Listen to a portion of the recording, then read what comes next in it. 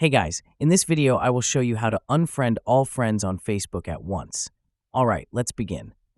First, open the Play Store or App Store and search for Facebook. Make sure your app is updated to the latest version. Once updated, open the Facebook app and log into your account. Next, tap on your profile picture in the bottom right corner to open the menu.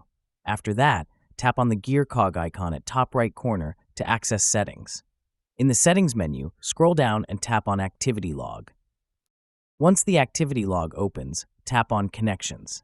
Under this section, select Manage Friends. Here, you will see a list of all your friends. Tap on Filters in the top right corner, then select Categories and choose Your Friends.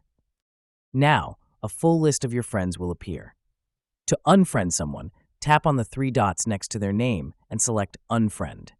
Repeat this process for each friend to remove them all in one place. So, that's basically how you can unfriend all friends on Facebook at once. And that's it for this video. If you find this helpful, consider subscribing and giving this a big thumbs up. Thanks!